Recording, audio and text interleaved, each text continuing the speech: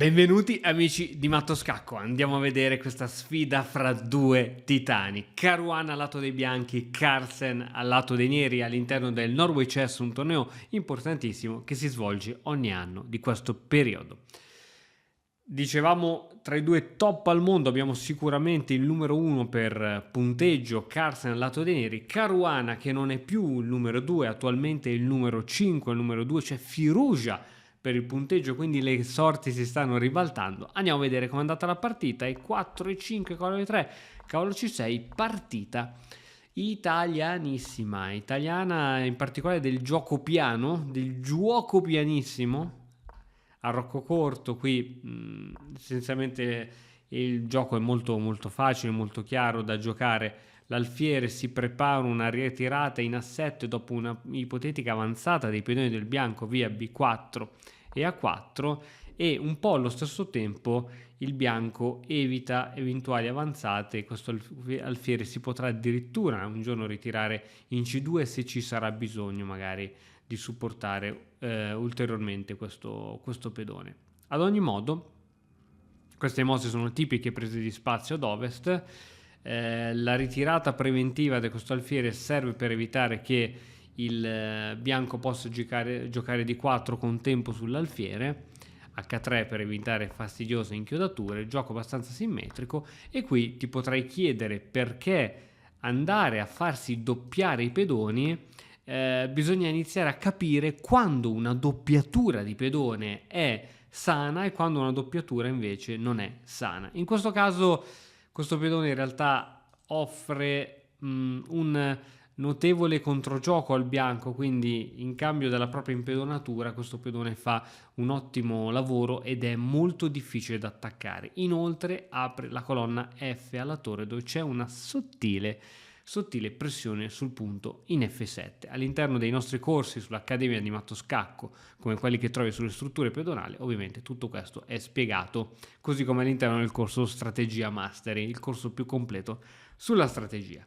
Alfiere 6 e allo stesso modo Carlsen decide di giocare in questo modo. Quindi doppiatura per i nostri campioni, ma ovviamente non c'è alcun problema. Ora sembrerebbe quasi una partita tra principianti a vedere questa pessima struttura dei pedoni, però fa tutto parte dei giochi. Fin qui entrambi i giocatori stanno giocando in maniera molto molto pulita, non ci sono grandi cose da fare, si provano ad attaccare i punti deboli, ma è tutto molto tenuto, tutto molto solido. Caruana riesce a raddoppiare le torri, qualche manovra, vado abbastanza veloce perché veramente non c'è moltissimo da dire in una posizione ben bilanciata come questa. Ecco, ora quello che sicuramente non deve fare il nero è quello di andare a catturare, permettendo così lo scioglimento della doppiatura al bianco. Quindi arriva C5. Ovviamente qui il bianco non prende alcuna decisione, corretto, donna E2.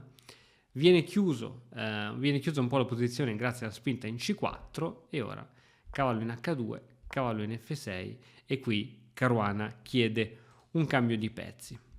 Carlsen si rifiuta perché? Perché Carlsen, non so se lo sapete ragazzi, Carlsen è il re dei finali. Carlsen vuole cercare pian pianino di accumulare piccoli vantaggi e di arrivare in un finale anche in modo pari, ma con la sua grande intuizione, la sua grande esperienza riuscirà a saltarne fuori.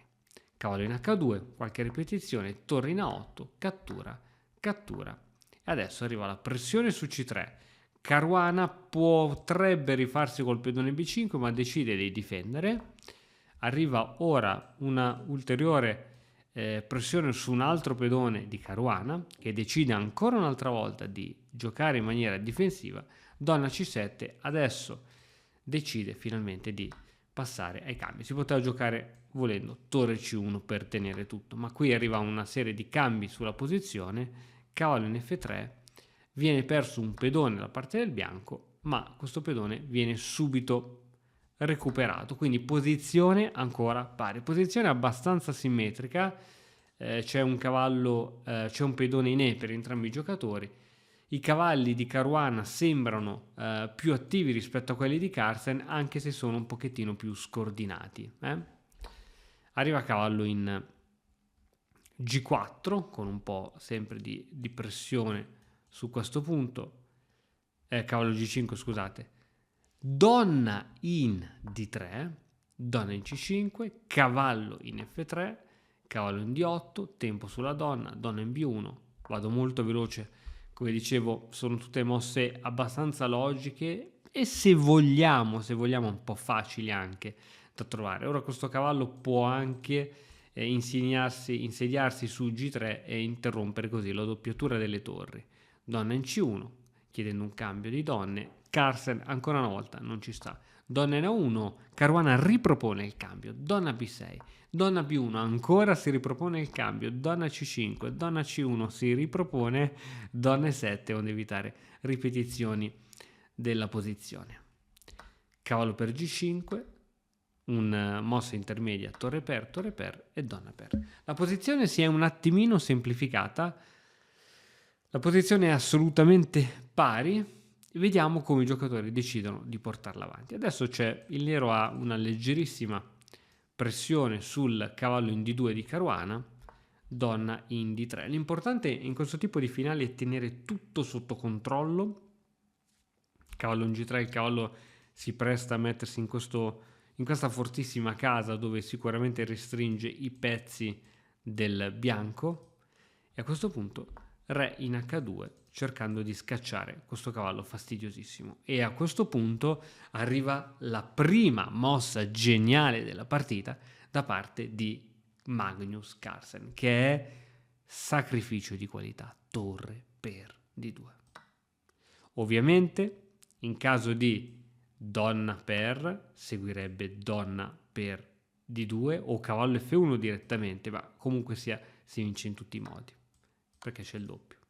Quindi non si può accettare una continuazione di questo tipo, e anche in caso di cavallo F1 anche questa sicuramente vincerebbe. Scacco, dipende come si vuole giocare. Quindi ovviamente non si può accettare il dono di questa torre, ma si può giocare in questo modo. A questo punto si può decidere di cambiare tutto ed è proprio così che va.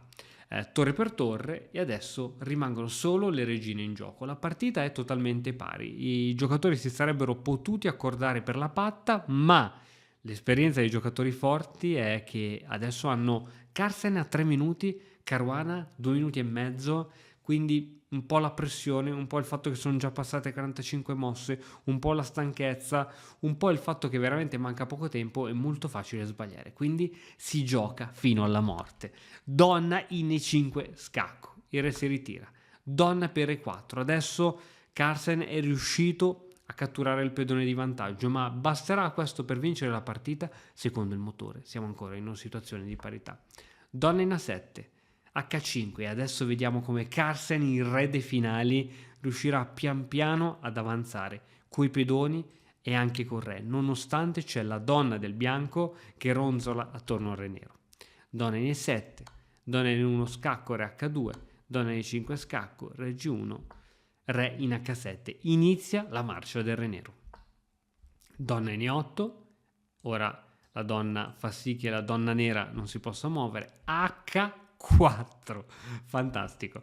Donna in E7 attaccando sempre il pedone in H, donna in D4 scacco proteggendo il pedone, re in H1, donna in A1, re in H2, donna in F6 cercando un cambio, e in caso di cambio qui si verrebbero a creare due pedoni uniti molto forti e qui non ci sarebbero alcune speranze per Caruana, ma in partita non va così.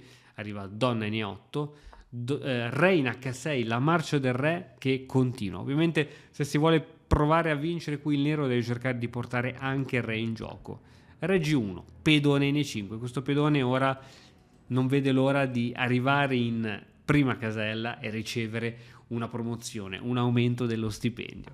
Donna in A4, donna in F4, scacco, re G5, donna in C7, donna in D4 scacco, re F1, re in F4. Guardate come questo re sta avanzando sempre di più, regalando un pedone, ma ottenendo così un'attività invidiabile. Questa mossa veramente veramente molto difficile. Re G1, mossa migliore da parte del bianco, pedone in E4, donna in H6 scacco, attaccando anche questo pedone, Re 2, scacco di scoperta, il bianco non può accingersi a prendere questo pedone, re in H1, pedone in E3, adesso questo pedone è difeso. Donna in A6 scacco, re in F2 e adesso questo pedone è solamente a 2 case dalla promozione. Secondo il motore, ora basterebbe una semplice donna 2 scacco per rendere molto difficile la promozione di questo pedone. Per esempio, donna in A2, mi paro, ma posso darti qualche scacco e nel momento in cui ti do qualche scacco da dietro, il tuo re deve fuggire davanti al pedone. Se fugge qui, ovviamente posso darti sempre una serie di scacchi laterali e sarà difficile andare a promozione. Magari ci riuscirai, ma ti rendo le cose più difficili. Ma Caruana a questo punto gioca re H2. Vai a capire il significato di questa mossa. Pochi secondi sull'orologio, può succedere qualsiasi cosa. E ora, dopo pedone 2, la fine è arrivata. Il bianco non ha alcun modo per ritardare la sconfitta. Non può giocare neanche donna 1 per sacrificarsi su questo pedone, su questa donna. Non può dare scacchi, non c'è assolutamente nulla e di conseguensa Caruana abbandona. Vittoria schiacciante per Carlsen, il re dei finali. È stata una partita molto equilibrata, partita che è andata praticamente in simmetria fino alla fine, ma poi è proprio con poco tempo che si vede l'esperienza dei giocatori. Ancora una volta Carlsen si dimostra il numero 1 al mondo e non solo di punteggio ma anche nei fatti, e staremo a vedere, lo terremo bene sott'occhio anche in questo torneo e noi ci vediamo alla prossima. Ciao ragazzi!